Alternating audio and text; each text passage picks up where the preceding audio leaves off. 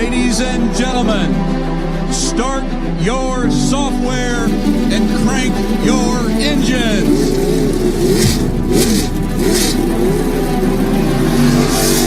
On October 23rd, we held a first-of-its-kind competition. 9 university teams competing with autonomous race cars at the famed Indianapolis Motor Speedway. We set world records with cars reaching 160 miles an hour, driven all by robotic algorithms developed by these university teams. It pushed the technology behind autonomous driving to the absolute edge.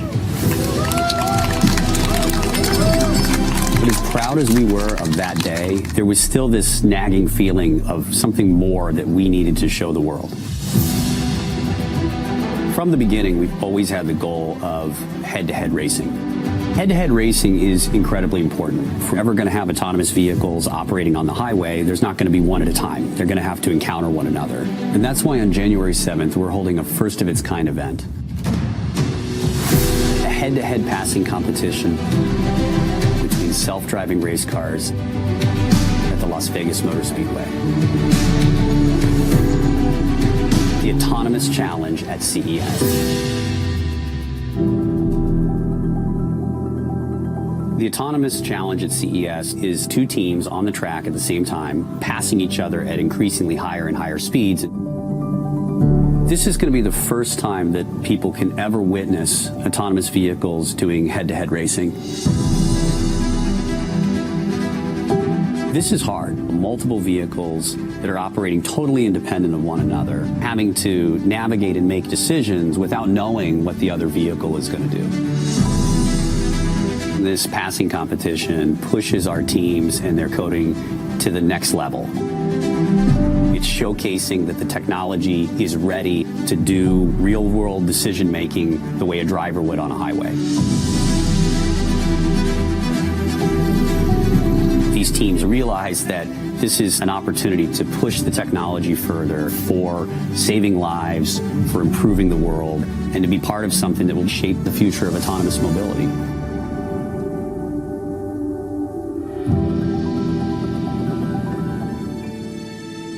Welcome to the Autonomous Challenge at CES, where fully autonomous race cars will duel in the desert at Las Vegas Motor Speedway.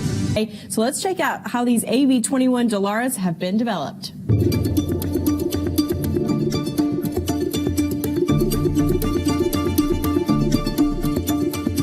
The Dalara AV21, designed for the Indy Autonomous Challenge, is the most advanced autonomous race car ever built. Capable of traveling at speeds over 170 miles per hour, the driver's seat has been replaced by state-of-the-art sensors and computers needed for autonomous racing. These rugged, high-performance computers digest massive amounts of data, making split-second decisions based on millions of data points. The computers are designed to handle the shock, vibration, and temperature demands of autonomous, high-speed racing. The race cars use cameras, LiDAR, and radar to detect other race cars and obstacles on and around the track. Data from these sensors are captured and fused in real time to provide a complete picture of everything around it. 3 LiDAR sensors are on the Dalara AV21. They send out millions of laser pulses per second to measure the precise distance to surrounding objects, giving the race car a 3D view of the world. The Dalara AV21 has 3 electronically scanning radars that measure the position and speed of other race cars and obstacles on the track. The radars have an advantage over LiDARs and cameras. They're able to measure speed directly. 6 cameras on the Dalara AV21 allow the computer to see other race cars and obstacles on the track and are arranged to give a full 360-degree view around the race car. These cameras are capable of capturing more than 60 images per second. There are 4 precision GPS antennas on the Dalara AV21. These GPS units show exactly where the car is, down to the nearest centimeter. The Dallara AV21 includes numerous sensors that measure wheel speeds, tire temperatures, suspension positions, and more. These sensors give real-time feedback on the condition and health of the race car. The Dallara AV21 does not have a steering wheel. Instead, it uses a drive-by-wire system to convert software commands into real-world vehicle mechanics, including steering, braking, and acceleration. All of the AV21s in the Autonomous Challenge at CES have the same groundbreaking hardware, but it's up to the university teams to write their own unique software in order to win the race. Each Dallara AV21 has the same autonomous driving hardware, of course, integrated by Clemson's Deep Orange program, led by our colleague Rob Pruka. Rob, not only do these cars have to drive themselves today, but they have to actually make a pass. Why is that so challenging? The big challenge today is going to be path planning. The teams have to be able to identify the other car on the track, estimate where it's going to go, what line it's going to take, and then figure out how to pass the car within the limits, the traction limits of the vehicle without crashing or hitting the other car. It's going to be a big challenge. It should be exciting to watch. So how much work have these teams had to put in since October when they were just, I say simply, making laps around the Indianapolis Motor Speedway? Most of the teams have rewritten almost their entire code. They've worked almost 24/7. If they're not writing code, they're running simulations all night to make sure that their codes are actually working effectively before they put them on the race cars and test them throughout the day. So it's been a lot of long days for these teams since October. We're certainly excited to get things going today. And it was a long day, too, in December. Polymove actually broke the land speed world record for autonomous driving.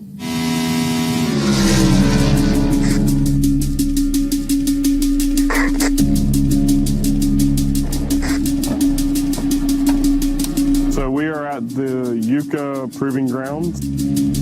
And we are trying to beat the world record of speed for a fully autonomous vehicle. If we succeed, it will be the fastest autonomous vehicle ever built.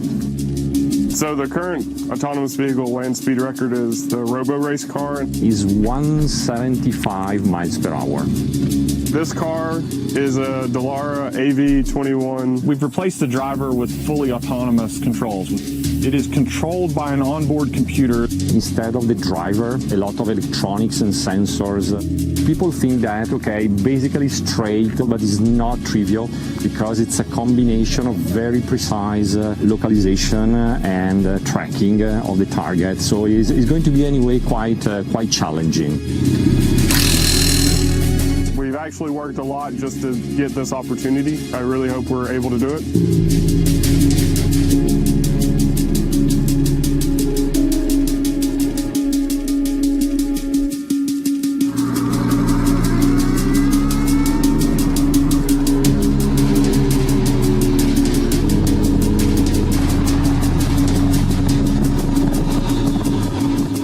So they were 169.8 mph. And we're gonna go faster through this one. You guys can get like 110 out of this corner. You guys We're gonna go 120.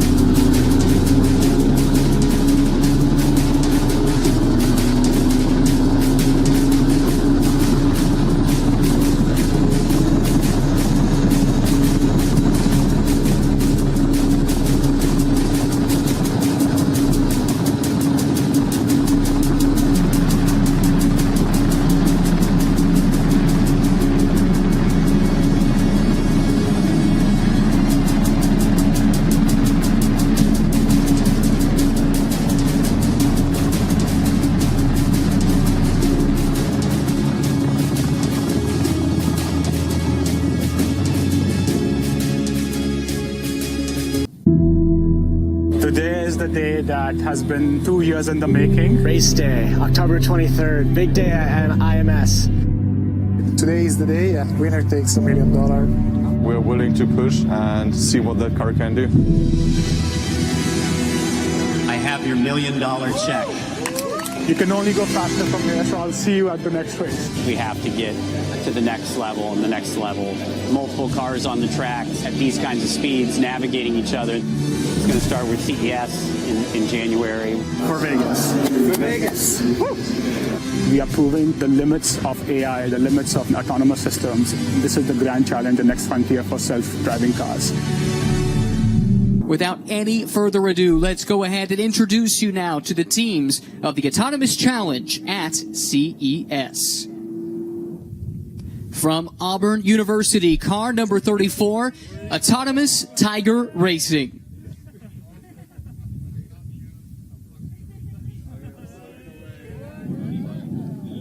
From the University of Virginia, Cavalier Autonomous Racing, and from Purdue University and the United States Military Academy at West Point, it's Black and Gold Autonomous Racing in car number 2.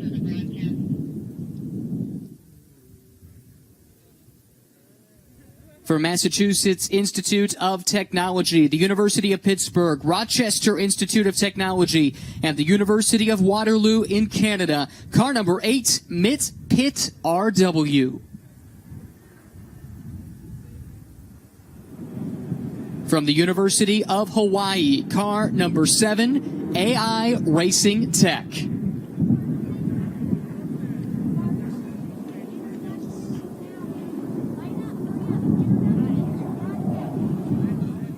Representing the University of Modena and Reggio Emilia in Italy, Technology Innovation Institute in the United Arab Emirates, car number 6, TII Euro Racing. From Politecnico di Milano in Italy and the University of Alabama, car number 5, Polymove.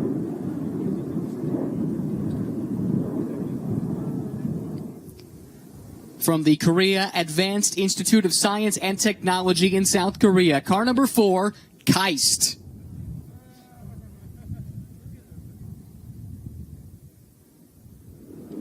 And from Technische Universität München in Germany, car number 3, the champions of the Indy Autonomous Challenge, TUM Autonomous Motorsport.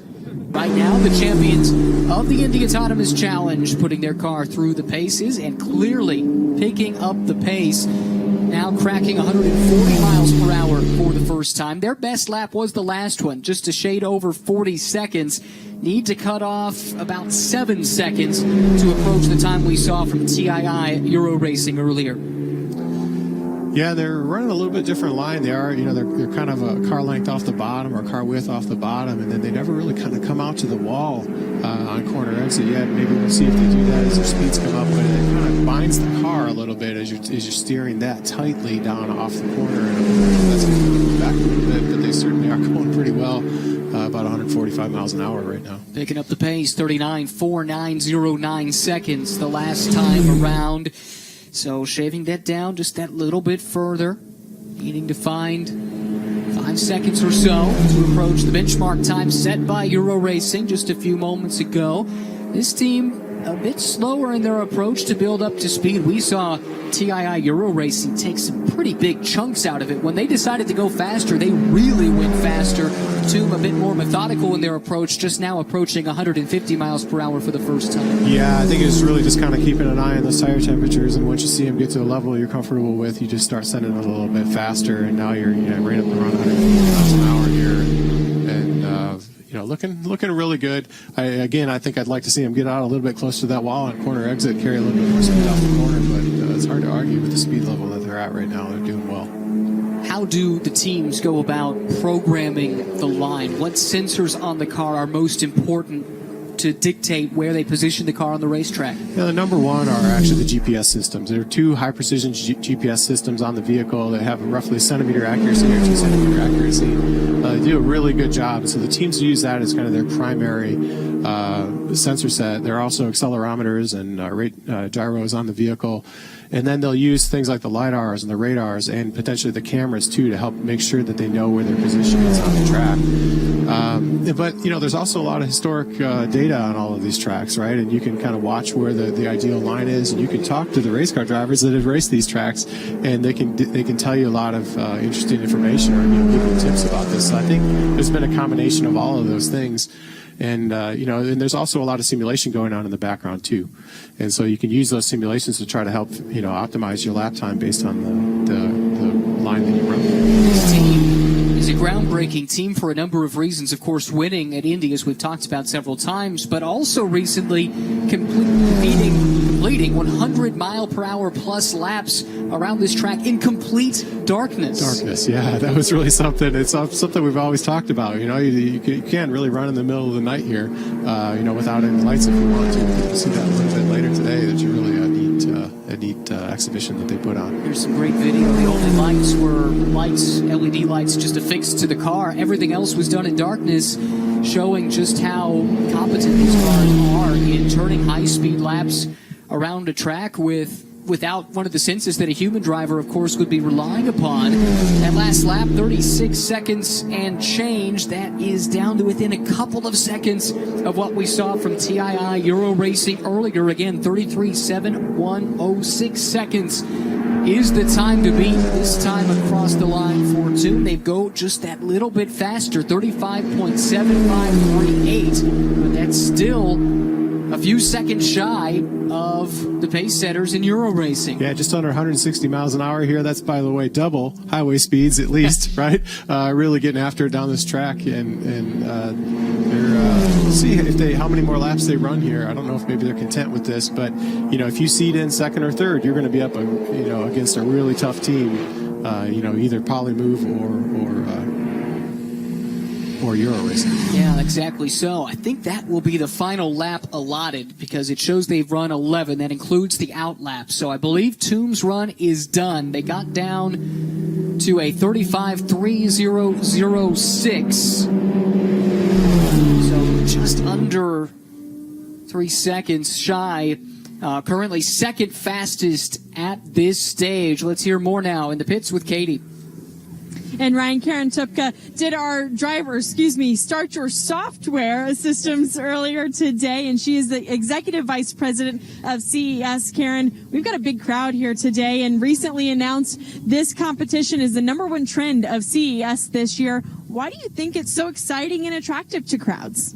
Well, first of all, come on. We're out here at a race car with great, amazing race cars, right? And the idea that they're driverless is just really amazing. But I think it's also the technology behind it of what we're seeing here, which is there's so many ways that this technology can be applied in addition to just what we're seeing here in the racetrack, which is think about like an ambulance trying to cut through traffic or get somewhere fast. And so I think there's just so much interest about what can you do now that you see that this technology can go at these speeds and perform well. Why do you think it's so important to have really like an interactive event in coordination with CES like this? It's great because, at CES we have these great booths, but we can't have sometimes that opportunity to see it live and in action. And here we're seeing it live and in action. You can hear the crowd applauding and everybody getting excited as these cars are going faster and faster around the track. Thanks so much for your time, Karen. We're going to head down to Toom and talk to them as you could hear those applause behind Karen and I talking right now. Ryan, these teams always support each other here on Pit Lane. Oh, that's very true. And we talked some about the story earlier, Rob, about the Virginia team, the crash that they had yesterday, and one of their rival teams stepped up and donated their car, and they had so much work to do. The teams talked about it like a brain transplant, taking the software and some hardware out of the crash car and plugging it into the new chassis. Yeah, this has been a great story, this entire competition. It's really how the different teams have worked together to slowly build up software. They've shared a lot of software. There is a point where they get competitive, and they're there. You're going to see that today where they stop, and they'll only tell you so much. But it's really been a good thing to watch. Especially the Toom who just went out, they were really interested in that and making sure that they raise the level of the entire series, because ultimately the goal is to do head-to-head racing, and they need to raise all the teams together, right? And so there's a lot of cooperation that's been going on in the pit area until today, until the money pays out. This is the third and final team to take part in time trials. Polymove out on track right now. We'll keep our eyes on that car, but while we do so, let's hear from Toom. And Ryan, one of the storylines that we've been watching this week is this transition at Toom from Alex Wisniewski to Philip Carl. Alex, of course, moved on, CTO of Drive Blocks now. So, Philip, you've now completed your first run as the leader of Toom. How do you feel? Well, I was pretty nervous before the run, but the car looked really stable. The team did a great job in the pit. We had so much practice before, and we just went out and did our run, so I'm happy right now. Congratulations. Thank you. Second fastest so far, Polymove out on the racetrack. Again, we'll also be seeing the Auburn team as well as Keist from South Korea. Those two late qualifiers, they will face off head-to-head, and the winner of that matchup will then face the fastest from the time trials format, which earns the top seed. And then seeds 2 and 3 will face each other in a first-round matchup. Before we move on to the finals, $200,000 up for grabs. $150,000 to the winner, $50,000 to second place. It is Polymove on the circuit right now, already, Rob, up to nearly 140 miles per hour. Yeah, they wasted no time getting up to speed. These are the land speed record holders after all, I guess, but they're definitely going and getting after it here, and we'll see where they slot in. If they stay where they're at now, they're going to be up against two in their first round, and that's going to be a really difficult challenge. So we'll see how hard they're willing to push here.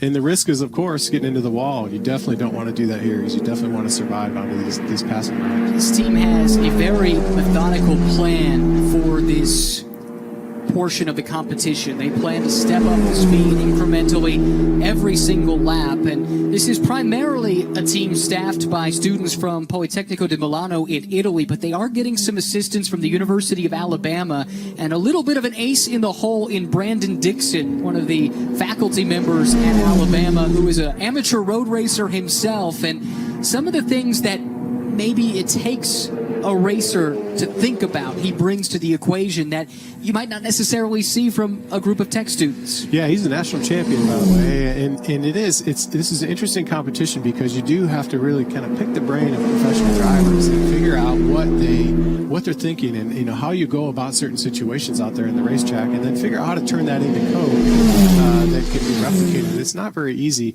and we have over the couple of years while this vehicle has been developed, spoken to lots of professional drivers and to try to get this feedback, and just even how to approach the vehicle and the vehicle setup, and how it should be handled out on the racetrack, how to do tire warm up, all of these things. Really important to have experience there. Polymove nearing the midway points of their run. That last lap was their best, hit a maximum velocity of 157 miles per hour, but the time is what matters, 36.4 seconds.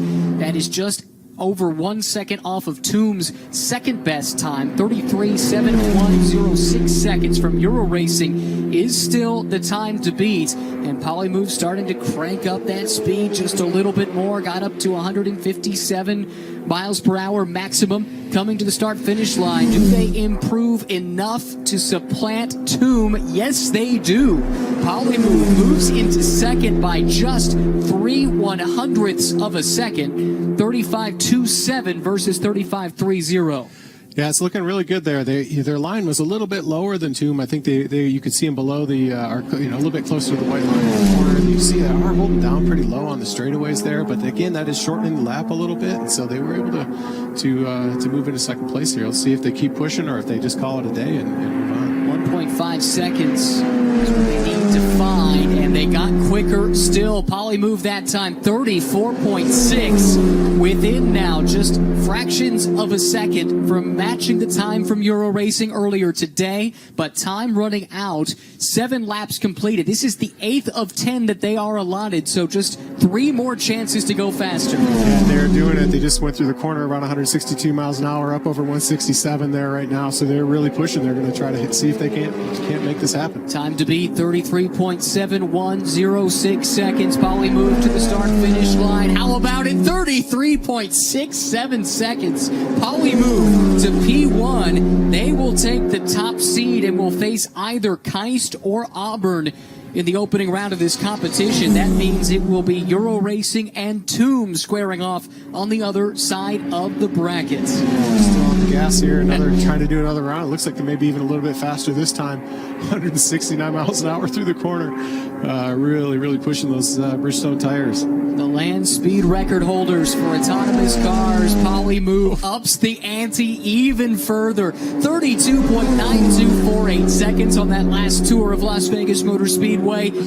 top speed of 173 miles per hour. That's only 5 miles per hour off of the speed Not record even they that. set. Yeah, 2 miles an hour off the speed limit. Maybe just a little bit of tailwind down in this windy Las Vegas. We'll get them there later in the day. Let's see what happens. Wow, what a run. They might be chasing it. Here we come. On to the start, finish straight one more time. Poly move across the line and goes faster still. 32.5474 as their run concludes. Impressive stuff from this Polymove team, Politecnico di Milano in Italy and the University of Alabama.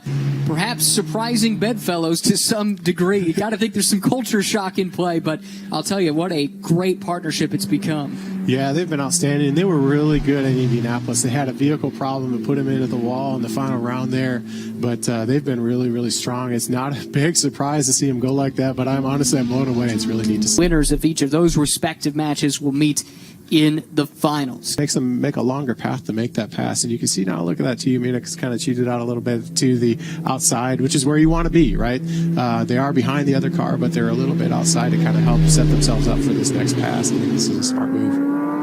Now dropping back in line, though. Yeah. That was one of the strategy options that we were hearing some of the teams talk about and what they elected to do. Most of them were keeping pretty close to their vest. Yep. Here comes Toom, though, accelerating, no trouble at all, up over 100 miles per hour, and they complete that pass. But they chopped down pretty early. Yeah. I wonder what race control will think of that, because as you've talked about, there is a mandated amount of space that you are required to give the car you're passing. Yeah, we'll see what they take a look at there. I don't know that it was totally unsafe, but the rules do state that you need to be a few car lengths away to make that drop down on the track. So we'll see where they go with that. Let's look at the replay of it, Rob. It's about 6 car lengths is what we measured it out to be that you're required to give, and that might be 6 1/10 scale car lengths. Yeah, right. As it stands, racing for the championship, Polymove and Toom Autonomous Motorsport. 2 of the heavy favorites coming in, no doubt about it, but only one can leave with the big prize. Yeah, and maybe the favorite here from what I saw was Polymove, just the way that they were sort of getting a jump a little bit on that pass and really ready and up on the other car. So it'd be interesting to see what happens there. But Toom has obviously shown that they can run really high speeds, and those high speed passes they went through looked flawless. The first one was maybe a little bit off. I don't know really what happened there, but I think we're going to be in for another run just like that. And both of these teams really have it together. They're very organized, and I think we're in for a good show here once they get these cars turned around. So do they pretty much know what they have at this stage? They can, but I think they can make some changes, but I really feel like at this point they're probably going to lock in. It's always risky to make a change because it could affect somewhere else in these complicated algorithms that some might have some unintended consequences. So my guess would be that, hey, we're on the track, did a really good job. Let's keep it how it is right now, unless they saw a clear problem. But it's pretty risky to be making changes this late without a lot of testing. Admittedly, this will be hard to do because these teams, for good reason, are pretty selfish with their proprietary information. But from the outside, from the conversations you've had and from what we've seen so far, what would you assess as the strengths and weaknesses of our 2 finalists? Weaknesses, I'm not sure if I see any, to be honest with you. Sure. They've really done a great job. I mean, they're both, if you look at both teams, they're run very well. They're very well organized. They make changes. They test them with their simulation packages offline. They make sure everything, all of the details are covered, right? And they've just done a great job with that. I don't know that there really are any weaknesses yet. The only thing they really need, I think, is just a little bit more time, right? And then they keep working on the reliability of the cars, and so they can get out there and test more. And they've been the teams that have really been trying to help some of the other teams get up to speed faster, so that they can have more competitors to go after. So again, we're just really impressive, and it's been great to have them here. That's the voice of Rob Pruka, Clemson University International Center for Automotive Research. He headed up the Deep Orange program there at Clemson that was tasked with constructing the first version of this car. And going back to the early stages of this, there were big-time aspirations, of course, and you had to build a car that could live up to those aspirations. But at that time, how difficult was it to envision the things we saw in October and again here today? Yeah, it was tough. I mean, we knew we had great partners. The Energy Systems Network had put together a group of great partners like Delara, so they knew how to, the car part of it was pretty well solved. We had to integrate in some new pieces.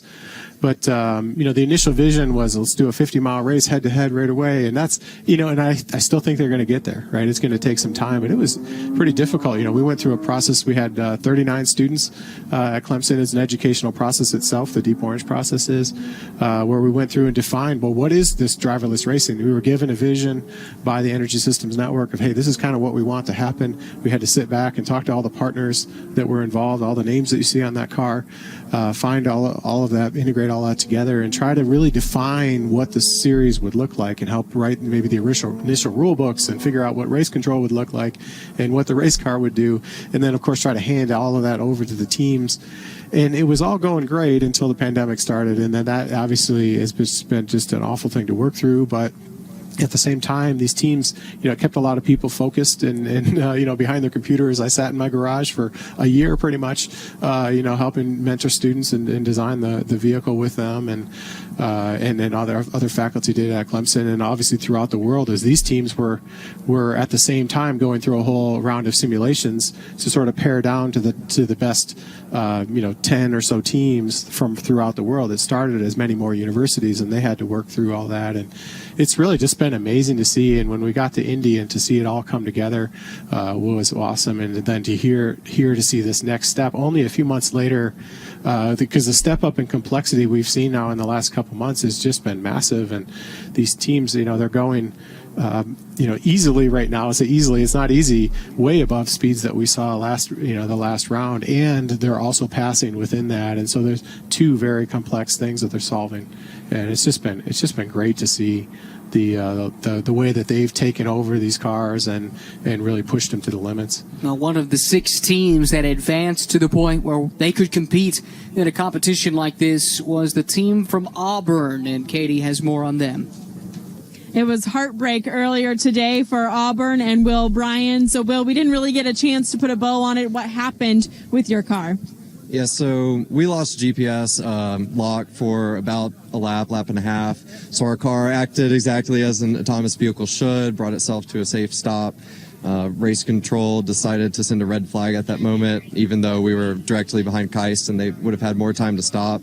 And that red flag caused Keist to spin. And so because of limitations in time in the broadcast, they said we wouldn't have time to continue on, even though technically we broke no rules or were disqualified. On a lighter note, we are now getting ready to watch the finals between Toom and Polymove, some teams that you have worked right alongside for many years now. What is your perspective on this battle? What are we getting ready to watch? I mean, I've been looking forward to this. I think everything's kind of been building to this the entire time. Their rivalry started, years ago when we were in the simulation phases. They were doing some head-to-head tests. Sometimes they get mad at each other. I'm friends with both teams, and so I don't want to say anything too mean or anything, but they've definitely been at each other's teeth for a long time. And so kind of watching them both blossom as two of the top teams in the entire competition and the speeds that they've been hitting, I think everyone kind of feels like neither team is going to hold back. Neither team is really going to give in because they're bitter rivals and they want to see themselves on top. So I think this one will end in dramatic fashion. Even though obviously I'm sure you would like your team to be in the final, it's still got to be very exciting to sit here on pit road and watch these two teams really create history.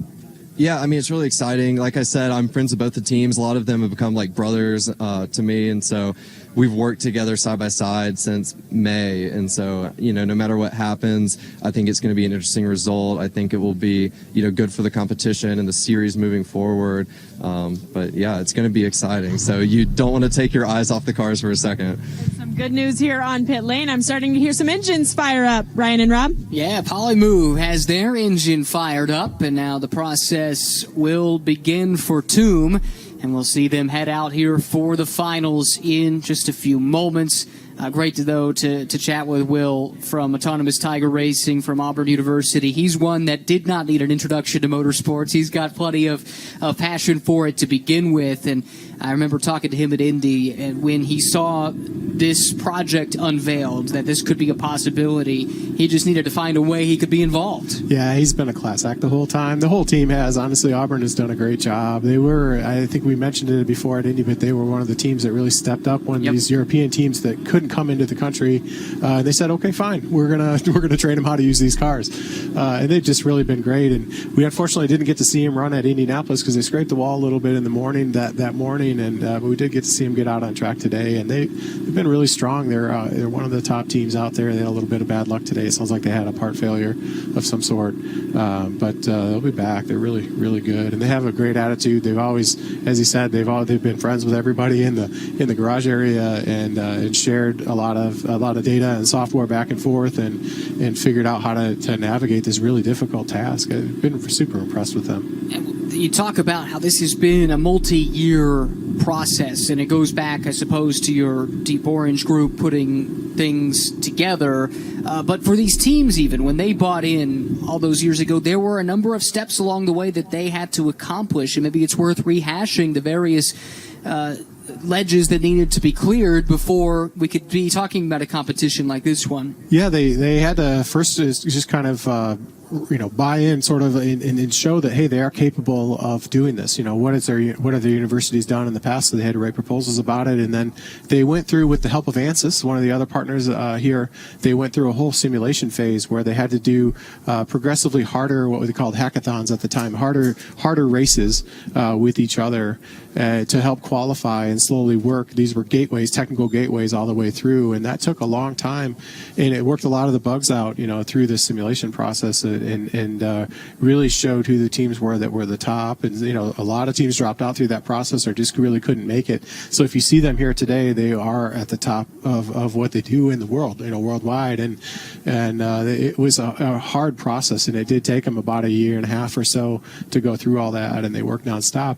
The interesting thing about universities, of course, as we mentioned earlier, is these students graduate, right? So you can't keep them forever. You want to as a professor, but you can. And so they have to now, as this competition goes forward, figure out how do they bring that new blood into the team and get them up to speed on these really complex cars, and look at kind of how that will go forward as they kind of graduate and become superstars now, I'd expect, in the automotive industry. Going back to the early phases of this process, it was plenty complicated enough, and there were going to be teams dropping out or teams merging their resources together no matter what. But you alluded to this earlier, the unexpected appearance of a worldwide pandemic and the implications of that completely altered the trajectory for many of these teams, and I wonder what we would have been looking at had things been able to progress on the intended time frame. Yeah, it absolutely slowed everything down. I know we delivered the car probably a few months later than what we would have wanted to, and then there's obviously parts shortages, and you see some of the effect of that maybe even today. With some of these things are hard to get. Video cards are pretty hard to order these days if you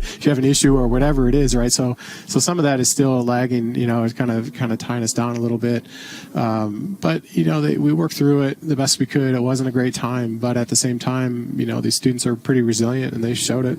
They've really made it through. And the flip side is, I wonder if some of these relationships that have been forged, we hear so many of the competitors talk about it. The fellow competitors are like siblings, brothers and sisters, after working in close proximity for so many months and forced close proximity because of social distancing restrictions and things of that nature. I suppose if you're looking for the silver lining, I don't know if the bonds would be quite so tight otherwise. Yeah, that's probably true. I agree with that, and I think it's a relatively small industry, as you get out into there, and so I think that these friendships that they've gained, are really going to benefit them throughout their careers, and it's been a good piece of this, and it's not too different than a lot of other university competitions where the people really kind of do team up and they're kind of all in it together, and it's been really enjoyable to watch that.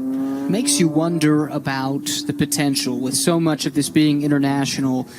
Could you see a scenario down the road where some of the students involved here that are in Italy, they are working on some project and they end up hooked up with someone from the Korean industry and they know each other from this and they can continue this building towards the future on a relationship that was started here. Yeah, I definitely think that's going to happen. And of course, through the pandemic, one of the things we have learned how to do is effectively communicate, from remote locations. Sure. I don't know that we were ever very good at that before this, and it's very difficult to do.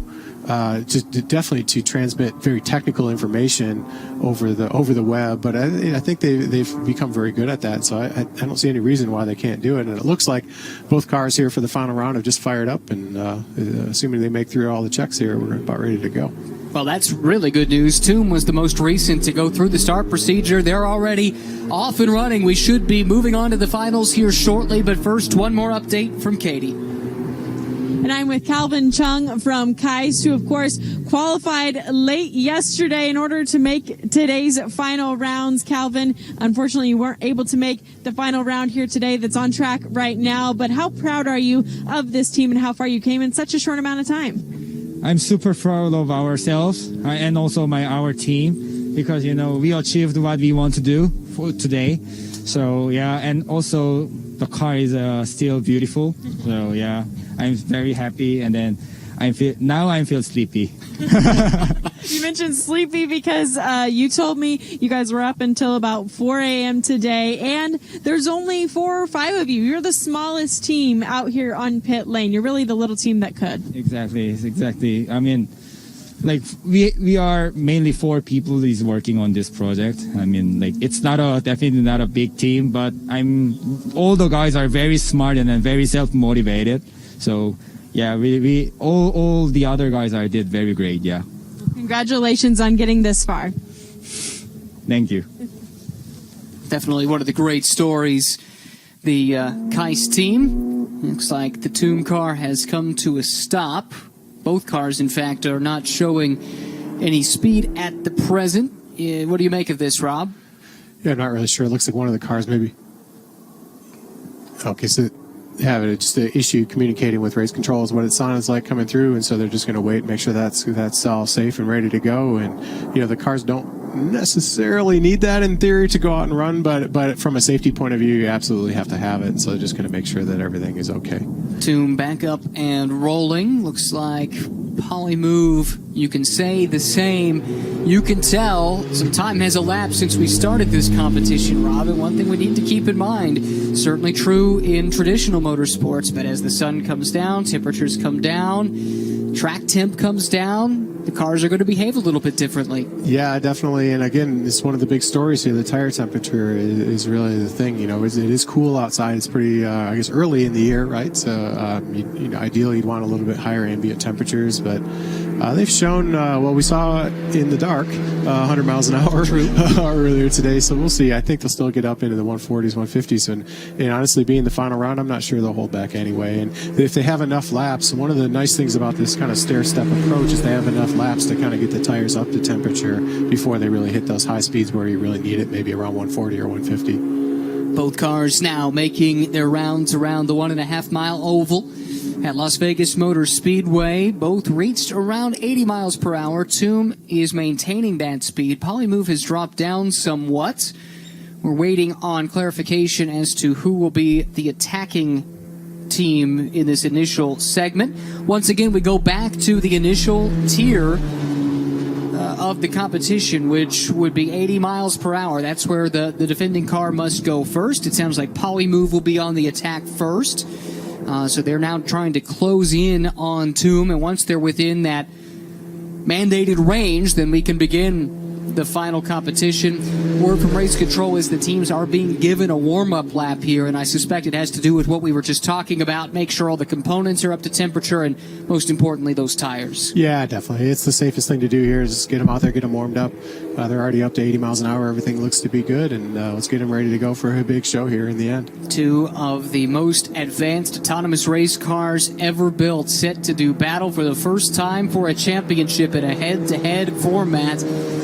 a passing competition here at the Autonomous Challenge at CES. A significant amount of prize money, but if you talk to the teams, they're really like, well, we really just want to keep, we're going to take that money and invest it back into to going faster in the future, right? More complex software, all of that kind of stuff. And so, but yeah, it's definitely these bragging rights. They've worked so hard. They've been here for months working on these cars, and so it all comes down to this. And I'm sure they're pretty nervous right now. One more warm-up lap is what we're told, and then a formation lap will follow, and then we will commence the finals of the Autonomous Challenge at CES. 6 teams qualified. 5 were able to take the start today. We've proceeded through time trials and a number of knockout rounds, and just 2 teams remain eligible for the big prize. Yeah, obviously race control, I think making a good call here. Craig Brooks up there in race control is just outstanding. He has decades of experience. He really knows what he's doing. So I think they're just in communication with the teams, making sure everybody's ready to go here, and they've doing exactly what they need to do here. The speed tiers once again. First 80 miles per hour, then 100, then 115, and then 125. Once 125 miles per hour is reached, if that were to be surpassed, then we move to 130. At that point, the entire track becomes the passing zone. Prior to that, it's from the middle of turns 3 and 4 to the end of turns 1 and 2 and headed out onto the back straight. Also, after the 130 mark, we'll proceed in 5-mile-per-hour increments until a victor is determined. In the event that neither team is able to complete a pass, or there's an accident involving both cars that prevents either from completing a pass, the winner will be decided by virtue of the tiebreaker, which is the fastest lap from time trials earlier today. And as far as that goes, the advantage belongs to Polymove as the top seed and the fastest in the time trials this morning. Yeah, it seemed really risky this morning to be running that high a speed, but right now they're sitting in a pretty good spot in case something happens. But hopefully we don't see that. We just go as fast as we can until somebody gives up here. So. Toom holding down right around 80 miles per hour. That's where they need to be. This is the formation lap. Polymove starting to accelerate up around 100 miles per hour now, trying to close that gap down to be in position to commence the competition on the following lap. Both of these teams have displayed ability to run at high speed and to do so with another car around completing that overtaking maneuver. Polymove running the higher line there already. You can see they actually both entered the turn, TUM on the bottom. Polymove up high, so they're definitely in the formation they need to be, and expect to see this one go through pretty quickly here. And here they go. Just between 3 and 4, you'll see them start to execute the pass. And this is smart here. They're pulled to the outside so they can kind of close in because they're not directly in line. They can close in a little tighter if they want to be able to get to that pass and get it done faster. Teams have entered the passing zone. Polymove is starting to accelerate around the outside, and as expected, this one is elementary. Polymove just needs to sweep down in front. They do so, and that box is checked, so now Toom will have its chance to reciprocate, and if they do so, we'll move on to the next round, 100 miles per hour. Yep. Yeah, this is flawless. You can still see the stickers on the rear tire there, so it didn't even really have to push the car very much. These cars have a significant amount of downforce, and it really can take these corners at really high speeds. So that one's not so bad. It's really just testing the control strategies of the vehicles there. Polymove advanced to the final when Keist opted to withdraw in the semifinal. On the other side, Toom advanced after a heated duel with TII Euro Racing that it resulted in a crash from the Euro Racing team. Toom therefore advanced by default, and now these two fighting it out for the championship. Here come the cars into the passing zone now, and Toom has half a lap to complete the pass, but you can see the difference in philosophy. The Toom car starts off down low, then starts to accelerate while moving up to the high side of the racetrack. Yeah, they run up the banking, gain a little bit of speed. We'll see if they can come around them on the outside here. And looks a little smoother this time than their first pass last time in their last round, and so that's looking great going forward. It's interesting. It'll be interesting to hear from them what happened that last time when they kind of made an early drop down in front of the other car. It'll be neat to see how that comes out. Both Polymove and Toom smoothly through the 80-mile-per-hour tier. We move now to 100 miles per hour. Toom will be the defending car. Polymove, the attacker. Toom must maintain 100 miles per hour throughout the duration of this round. And Polymove must complete that pass. Already moving to the outside of the track, which does allow them to be closer as they enter the passing zone. Already starting to accelerate away. And Polymove around the outside of Toom Autonomous Motorsports and complete that pass here on the start-finish stretch. They check that 100-mile-per-hour box, no problem. Yeah, no problem at all, and it's up to TUM here to expect them to keep going here and looking the same. Everything's looking great. Cars are running great. Everything according to plan at this stage, but with each successful pass, the tension begins to rise in the pits. Just one minor mistake. We saw it from the Euro Racing team. It doesn't take much. Just that slight overcorrection puts you in the fence and ends your run at the championship. Now Toom adopts the role of the attacker through turns 3 and 4. See, they seem to be laying back here. I don't know. I'm pretty sure, though, they'll be able to get this done on the front straightaway. Let's see here. They come speeding up to go up and around them. Looks like they're going to get this covered okay. Let's see how they close down. Obviously, right before they even hit the start-finish line, looks like they're going to have made the pass. So looking great. No trouble at all, but now we bump the speeds by another 15 miles per hour from 100 to 115. And once again, roles are reversed. Toom, the defender, has already moved to that 115 mile per hour bracket. Polymove has accelerated up to 120, now throttling back a little bit to get into formation. And the attack will commence. They did a good job of closing up there and then just sitting there and getting ready for the pass. I think they're really on top of it. These teams getting used to this too. Let's remember, they've not had to do this with any regularity before, and certainly not at some of these speeds we're seeing here. Polymove easily around the outside of Toom. Toom was holding the mandated speed to perfection. Yep, and so speeding up now to try to catch back up to Polymove to run the same pass at 115 in this next lap, which is working exactly like they were hoping. Polymove now moving down to the inside line. Toom in hot pursuit, putting the car in position to begin the attack. Here at the 115 mile per hour tier, there's still one more before we reach that 130 cutoff. If Toom were to succeed, we'd move up in the next tier of 125 miles per hour. Toom starting to accelerate up to 130, 135 around the outside, and Toom Autonomous Motorsport checks that box. No problem at all. We move to 125. Yeah, getting closer to that speed where you're going to get the entire lap to make the passes, and it's going to become a little bit harder because you're probably going to have to be passing in the corners, and that's pretty difficult. You're out here in the desert, it's a little bit dusty, obviously, and but it looks like that high line is pretty clean. The cars aren't picking up much dust today, but I think it'll make it pretty interesting to see them as they keep speeding up here. I did see the Las Vegas Motor Speedway track sweeper out at the start of the day to make sure the line was clear. Here we are, 125. Visibly, you can see the speeds picking up. Toom maintains that speed to the inside. Polymove around the outside, looking comprehensive. Getting that move done well before start-finish. Yeah, pushing almost up to 150 miles an hour there to make that pass, to get it done really quickly. So these cars are really do accelerate pretty quickly. At 385 horsepower, they only weigh about 1,500 pounds. It will really move quickly when you stand on the throttle like they did. Polymove still moving at a nice clip here, 125. They're going to need to back that down just a fraction as they were up over 125. Now they reach that mark. And now Toom can attack. This is the last threshold before they get the full track to complete the pass with. And at this high speed, they're not going to have a ton of time to do it.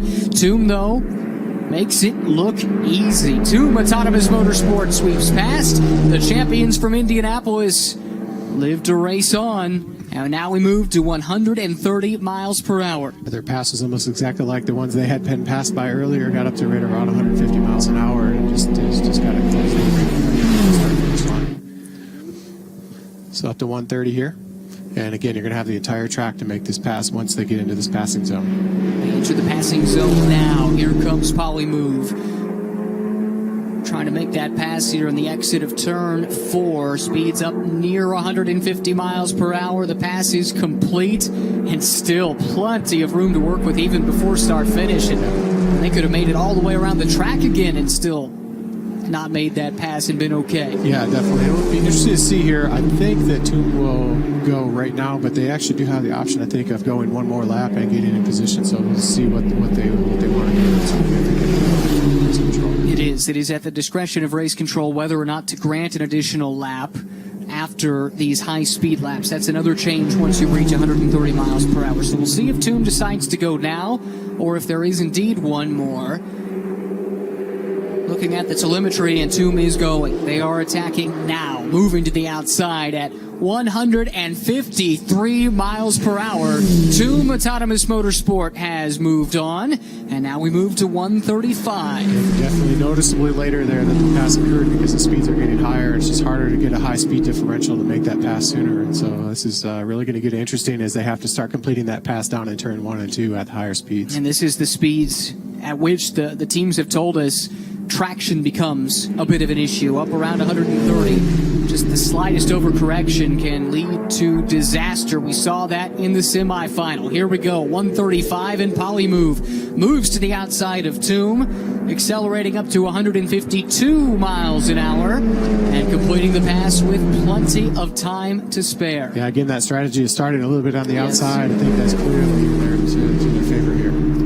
What you're talking about is moving to the outside before initiating the passing sequence, which you are allowed to do, and they felt like exploiting that opportunity in the rule book was something that could really benefit them, and we've seen that so far. Yeah, and they still haven't been super close. Honestly, if you read the rule book, you could probably have been almost right alongside of them as you started, but they really haven't done that. So we'll see as the speeds get higher how they navigate this. Can Toom answer the bell? The answer is a definitive yes. At 135 miles per hour, both teams able to move on. We move to 140 now. Speeds are definitely higher, and it's getting harder to close that gap, and so this will be kind of interesting too. So as you get past, you might need to speed up just so that you can keep that gap from getting too big, because you may not be able to get around to make the next pass. Here we go for the first time ever at 140 miles per hour. The attack is on. Here comes Polymove working the outside lane, accelerating up to nearly 160 miles an hour, topped off at 157, and the pass is complete still with plenty of time. Definitely putting on the show we expected here. This is great to see. Running like clockwork, the top two teams, Polymove and Toom Autonomous Motorsport, the predominantly Italian team with some help from the University of Alabama. That's Polymove, and Toom from Munich in Germany,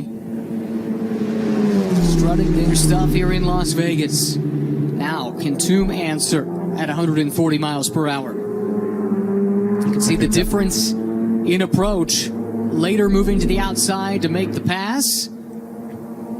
Looks like they'll have this closed off. Just kind of entering into turn 1, and they came down no problem. That's great.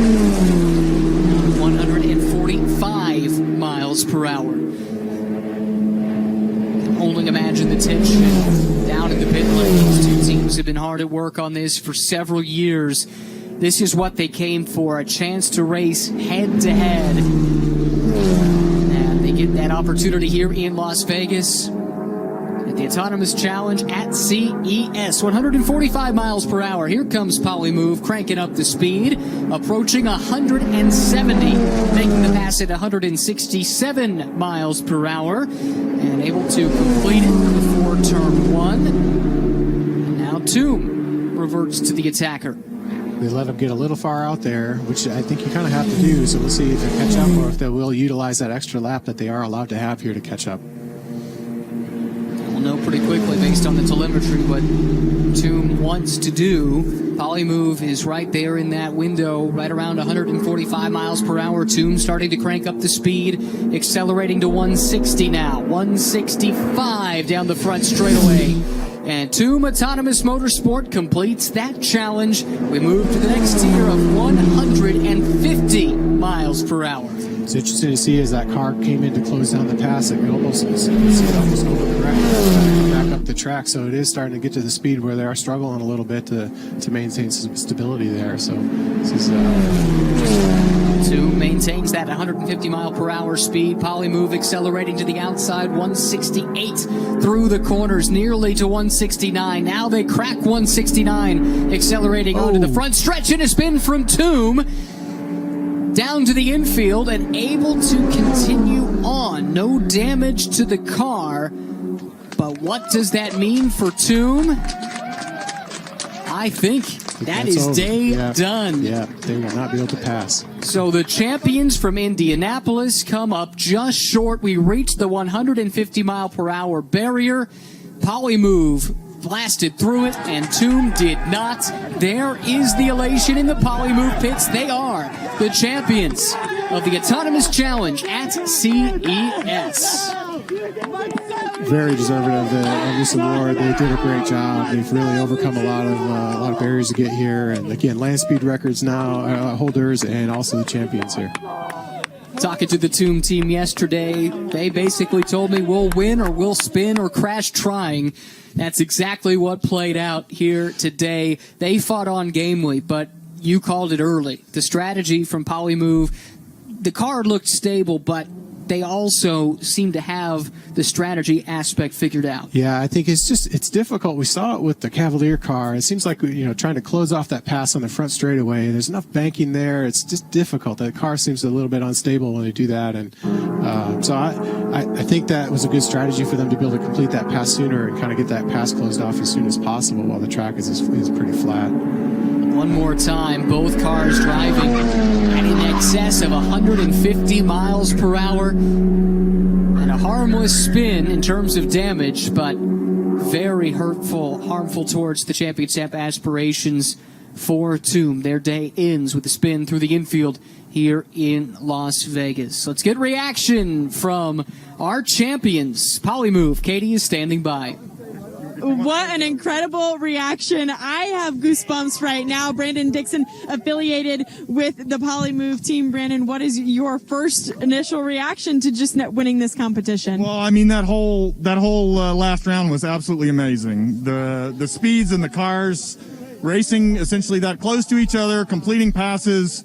That last round at 150 miles an hour for the Defender, I think we were going nearly 170 to complete the pass on that move. It was exciting from where I was sitting. We were all incredibly nervous, and I couldn't be more thrilled to have successfully completed this competition. What does this mean for moving autonomous technology forward? Well, I think it's clear that this is the sort of thing that just hasn't been done. This is clearly pushing the limits and the boundary, and we see, exactly how close to the limit we really were this afternoon with the Toom car just barely losing the grip to make it through the corner.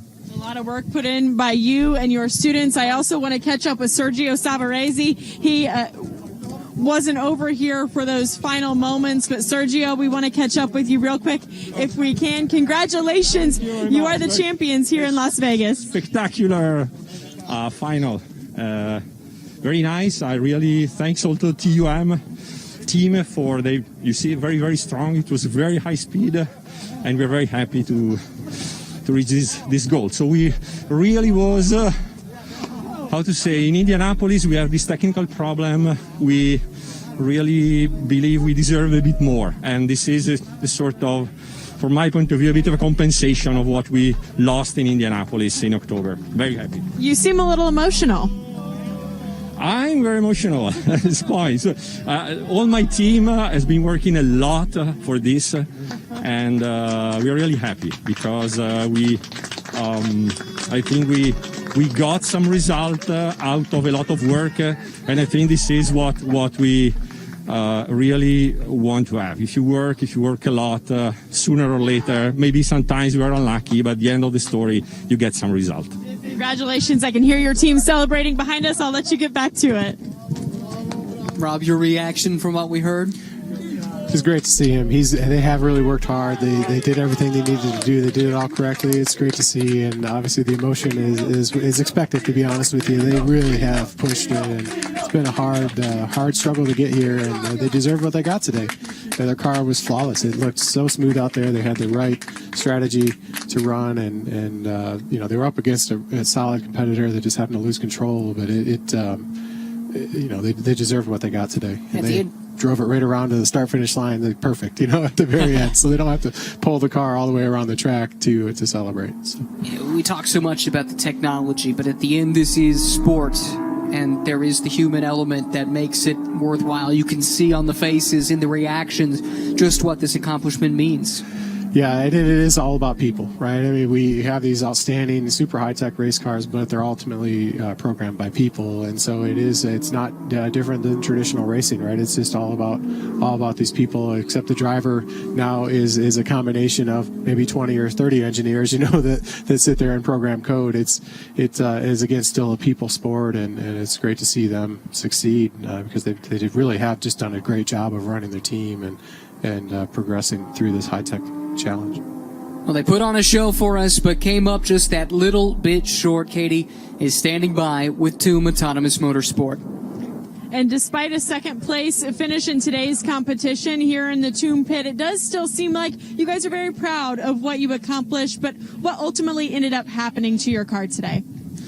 Well, first of all, indeed, we are really proud of what we achieved altogether.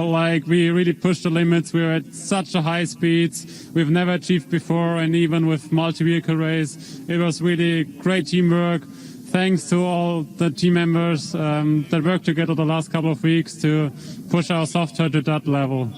And yeah, regarding our spin, we were at the handling limits, so close to the limit, and then of course it's just a little noise in detection or what else. This is the cutting edge of technology, and we just got a little too close to the limit, and then we lost control.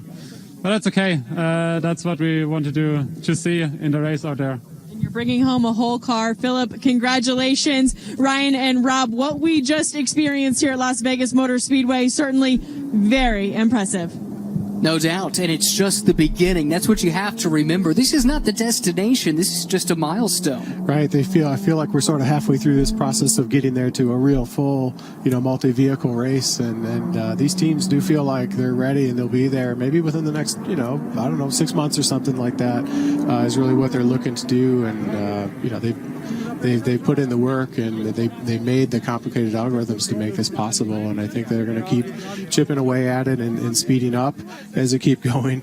They learned a lot today. I think they learned a little bit about the traction limit. They'll be able to update their models as they go back and get all the details together, but they still have a long way to go, I think, but it's hard to argue with the success they've had. They really only got the cars about 6 months ago, and they've just made major strides since then.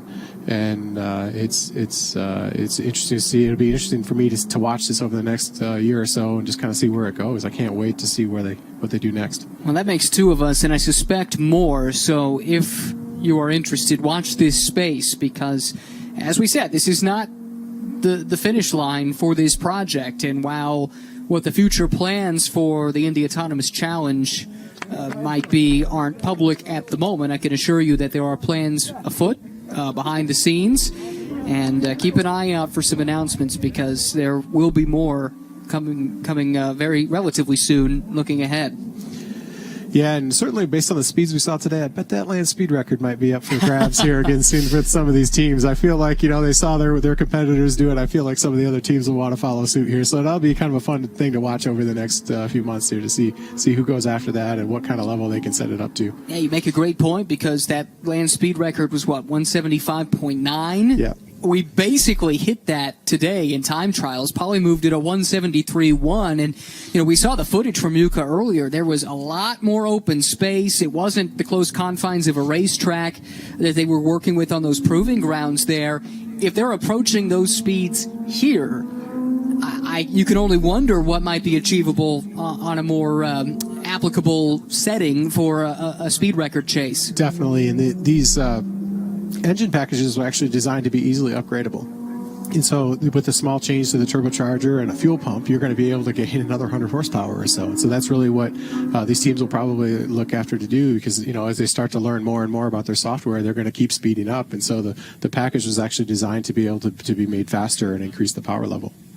So now the cars are pushed into formation, and we will be shortly commencing with the post-race ceremonies, presenting the prize money, first to second place, to Autonomous Motorsport, and then to Polymove. And standing by to present is Paul Mitchell. Thank you, Katie. I'll tell you what, this has just been an unbelievable day. We made history today with autonomous racing. You know, in October at Indianapolis Motor Speedway, we went fast, but today we went much faster. We set records. We had speeds of over 170 miles an hour. And then in a passing competition, we were passing at 150 miles an hour. This was history that was made. And I am so honored to give out a prize to our second and first place teams. Second place was the team from Technical University of Munich. This is a team that won the $1 million prize in October. They are coming in second. Everyone's winners today, but let's give to them their $50,000 check. So thank you very much.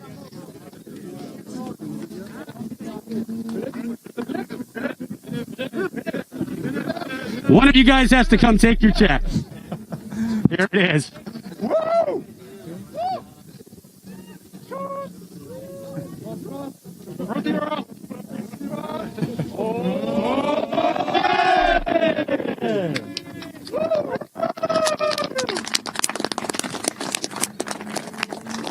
And now, congratulations to Toom, but now we've got to give the big winner's check to the team Polymove, representing the Polytechnic of Milan and also University of Alabama. They, a couple of weeks ago, set the land speed record. They were the fastest car today, really from out the gate, and here they are with $150,000 first prize. Congratulations to Polymove.